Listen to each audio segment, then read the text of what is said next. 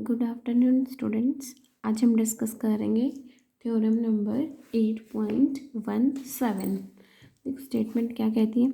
A metric space is sequentially compact if and only if it is complete and locally bounded. Means हमें यहाँ पे क्या करना है, अगर स्पेस सिक्वेंशियली कॉम्पैक्ट है तो हम स्पेस को प्रूव करेंगे कंप्लीट और टोटली बाउंडेड, और कन्वर्स में कंप्लीट और टोटली बाउंडेड अगर है तो हमें स्पेस को सिक्वेंशियली कॉम्पैक्ट शो करना है।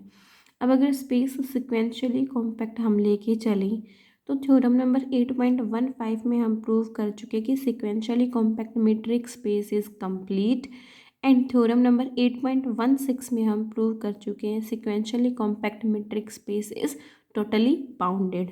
सो अगर space sequentially compact metric space है तो 8.15 और 8.16 थ्योरम से हमारा स्पेस कंप्लीट भी होगा और टोटली बाउंडेड भी होगा। इसका कन्वर्स पार्ट डिस्कस करते हैं। कन्वर्स पार्ट में हम स्पेस को कंप्लीट और टोटली बाउंडेड लेंगे और हम स्पेस को सिक्वेंशियली कॉम्पैक्ट प्रूव करेंगे।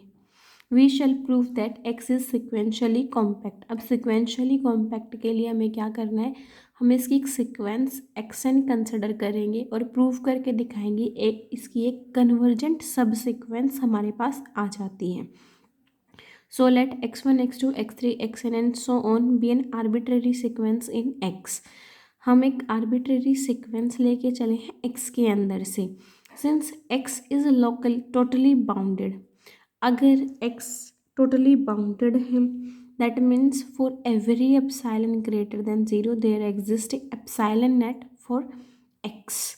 So when we take epsilon is equals to 1, there exist finitely many open spheres of radius 1 which cover whole x, and therefore all the terms of the above sequence lie in these open spheres.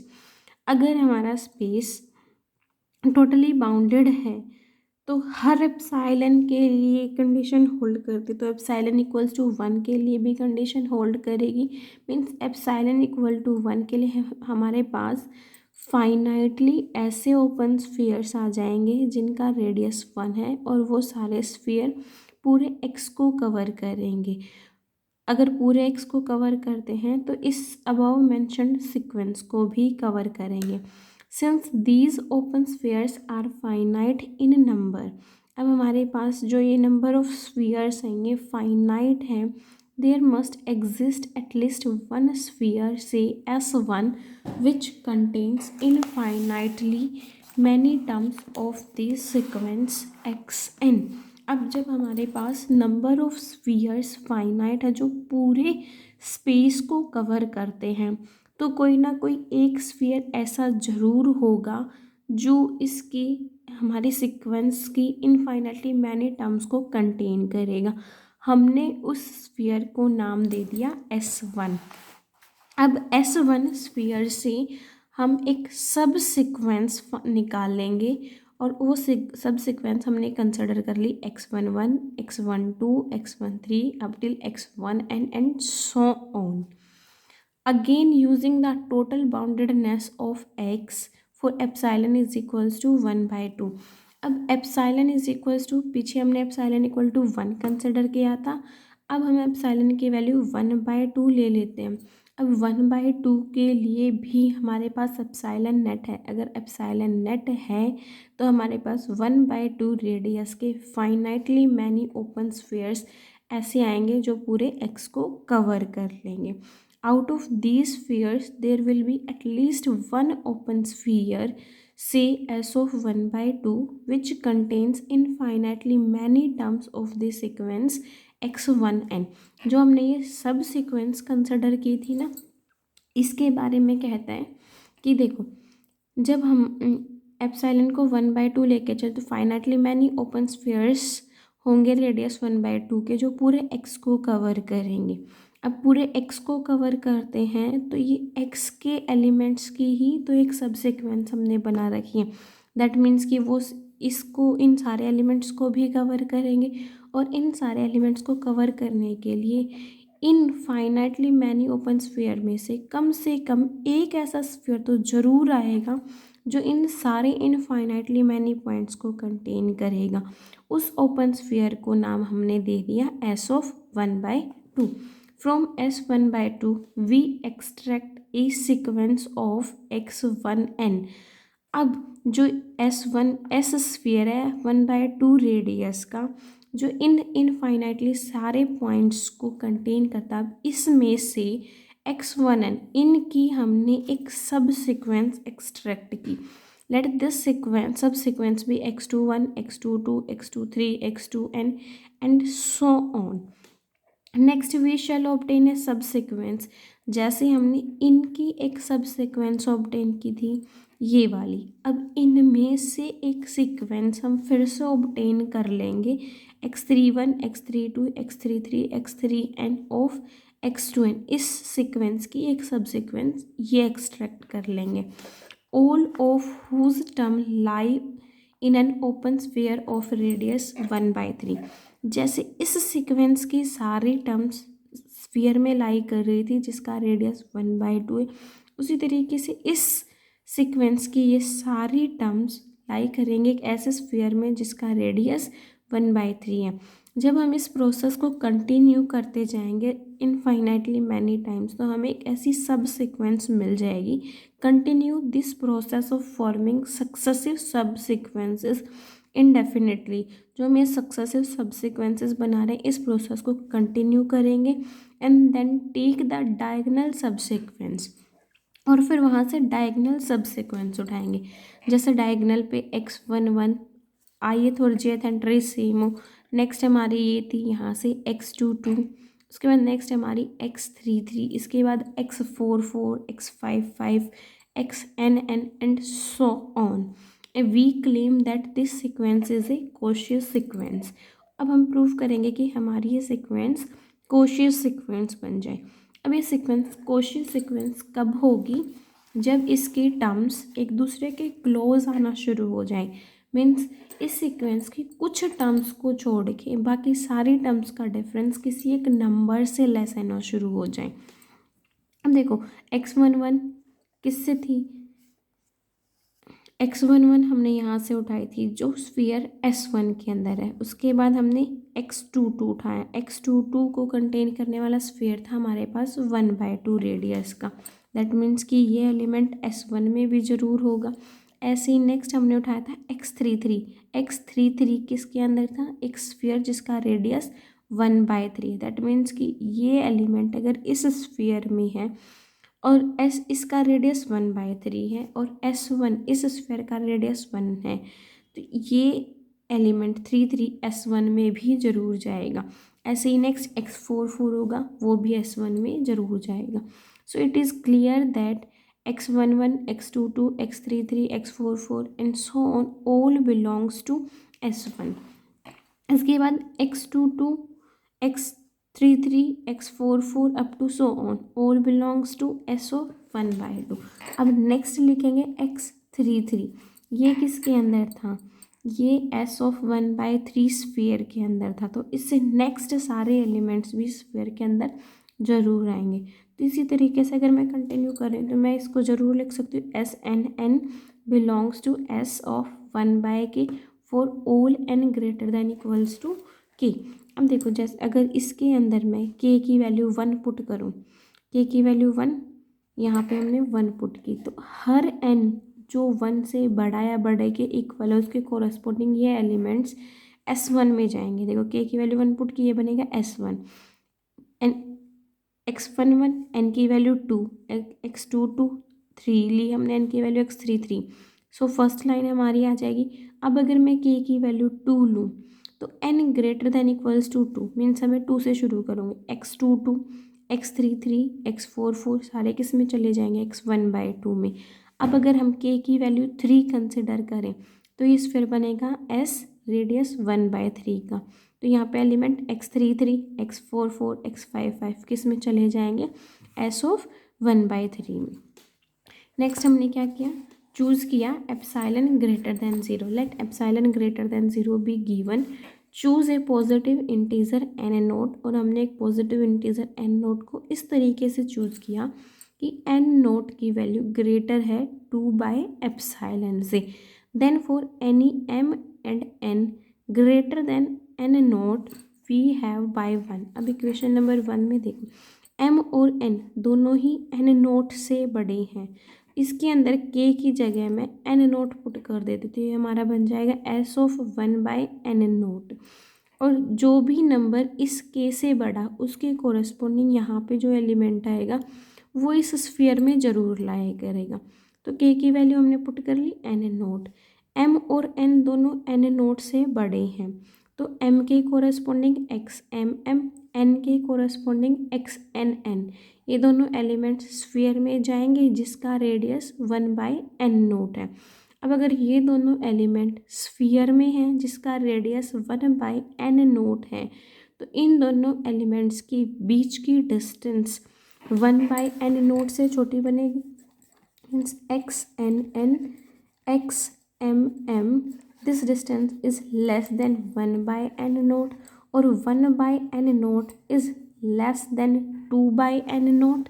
और 2/एन note यहाँ से अगर हम find out करें तो 2/एन nought less than epsilon बनेगा। तो यहाँ पे हमने यही लिखा कि D of N N D of M M is less than epsilon, और ये हर एन एम के लिए होल्ड करती है जो एन नोट से बड़ा है। दैट मीन्स कि इस सीक्वेंस की स्टार्टिंग की कुछ टर्म्स को छोड़ के बाकी सारे टर्म्स का डिफरेंस किसी एक नंबर एप्सिलॉन से लेस आ रहा है। दैट मीन्स कि सीक्वेंस की टर्म्स एक दूसरे के बहुत क्लोज आ रही हैं, और जब ऐसा हो तो हमारी सीक्वेंस कैसी हो जाएगी, कोशियस सीक्वेंस। अब हमारे पास ये सीक्वेंस जो थी x11 x22 x33 xnn, ये हमारी कोशियस सीक्वेंस थी और स्पेस हमारा कंप्लीट था। और अगर कोई स्पेस कंप्लीट है तो उसकी हर कोशियस सीक्वेंस कन्वर्जेंट होती है।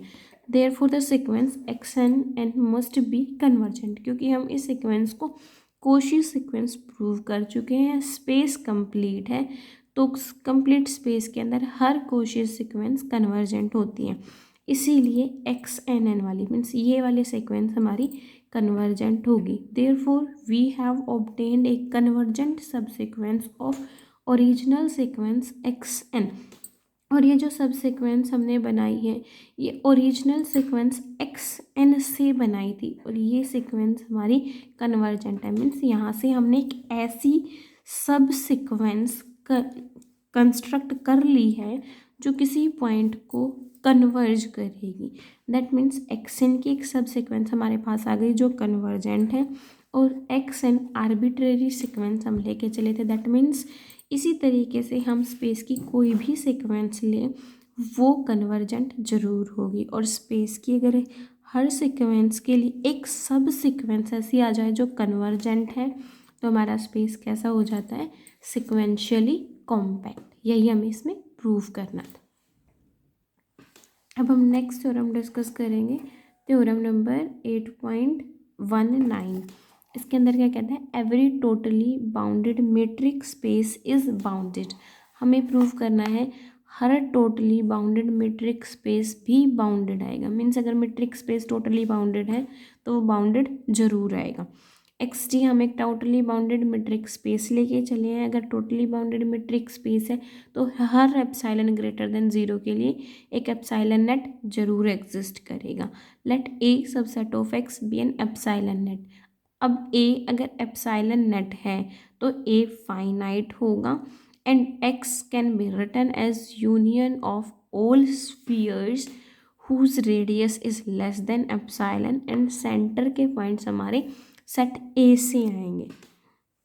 अब यहाँ पे अगर हम इसको किसी भी स्फीयर को डिफाइन करना चाहें कि स्फीयर जिसका रेडियस एप्सिलॉन है, सेंटर एक्स है, इसके अंदर एक्स स्पेस के वो सारे ए पॉइंट्स आएंगे जिनकी इस सेंटर के पॉइंट एक्स से डिस्टेंस लेस देन एप्सिलॉन हो। अब ए अगर हमारे पास फाइनाइट है, हर फाइनाइट सेट बाउंडेड होता है, which implies A is a bounded set.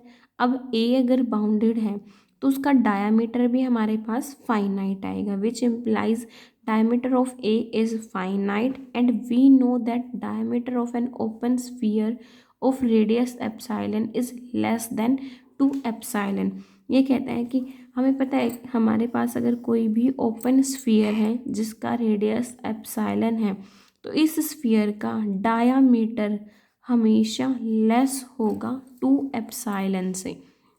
सो यहाँ पे x को हम लिख रहे थे union of all open spheres with radius epsilon centre at A point of set ए।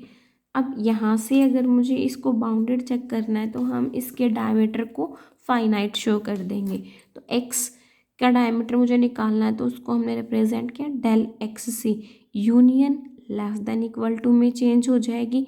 ये x पॉइंट किस से आ रहे थे, सेट ए से, तो डायमीटर ऑफ ए प्लस किसकी यूनियन है, x हमारे पास ओपन स्फीयर्स की। और इन ओपन स्फीयर्स की डायमीटर पे हम पहले डिस्कस कर चुके हैं कि इनका डायमीटर 2 एप्सिलॉन से बड़ा नहीं होगा, means less than 2 epsilon, means diameter 2 epsilon से छोटा नहीं होगा। सो यहाँ से डेल ए तो हमने लिया क्योंकि x पॉइंट हम सेट ए से उठा रहे थे। सो डायमीटर ऑफ ए और 2 एप्सिलॉन हमने कंसिडर किया इन ओपन स्फीयर्स का डायमीटर। अब इन दोनों को ऐड करेंगे, ये भी एक फाइनाइट क्वांटिटी, ये भी एक फाइनाइट क्वांटिटी, किसी एक फाइनाइट क्वांटिटी से ही लेस आएगा। मीन्स यहाँ से diameter of x is less then a finite quantity. अब x का डायमीटर अगर किसी फाइनाइट क्वांटिटी से छोटा है, मीन्स x का डायमीटर फाइनाइट है। अगर x का डायमीटर फाइनाइट है तो x हमारा कैसा सेट हो जाएगा, bounded set. Next theorem 8.18, a closed subset of A complete metric space is compact if and only if it is totally bounded. अगर हमारे पास कोई स्पेस कंप्लीट मीट्रिक स्पेस है तो उसका क्लोज्ड सबसेट अगर कॉम्पैक्ट है तो वो टोटली बाउंडेड जरूर होगा, और क्लोज्ड सबसेट अगर टोटली बाउंडेड है तो वो कॉम्पैक्ट जरूर रहेगा। फर्स्ट हमने कंसिडर किया एफ क्लोज्ड और compact subset of A complete metric space, means F को हमने क्लोज्ड एंड कॉम्पैक्ट कंसिडर किया तो हम इसको टोटली बाउंडेड दिखाएंगे। अब f अगर क्लोज्ड एंड कॉम्पैक्ट है तो थ्योरम नंबर 8.16 से f हमारा सिक्वेंशियली कॉम्पैक्ट होगा, and we know that every sequentially compact metric space is totally bounded. अगर f क्लोज्ड और कॉम्पैक्ट है तो सिक्वेंशियली कॉम्पैक्ट जरूर रहेगा, और अगर कोई स्पेस सिक्वेंशियली कॉम्पैक्ट है तो वो हमारे पास टोटली बाउंडेड जरूर होता है। इसके बाद इसके कन्वर्स को डिस्कस करते हैं। कन्वर्स में हम f को क्लोज्ड और टोटली बाउंडेड लेके चले हैं और f को कॉम्पैक्ट शो करेंगे। अगर f क्लोज्ड और टोटली बाउंडेड है, हाँ हमें पता है कि since A close subset of A complete metric space is complete, closed subset of complete metric space हमेशा कंप्लीट होता है। तो यहाँ से f क्लोज था कंप्लीट मीट्रिक स्पेस का सबसेट, तो f भी कंप्लीट, और अगर कोई सेट कंप्लीट है तो टोटली बाउंडेड जरूर होगा, hence f is totally bounded. और f अगर कोई सेट कंप्लीट और टोटली बाउंडेड है तो थ्योरम नंबर 8.17 से वो स्पेस कॉम्पैक्ट जरूर होता है। सो f मस्ट बी कॉम्पैक्ट।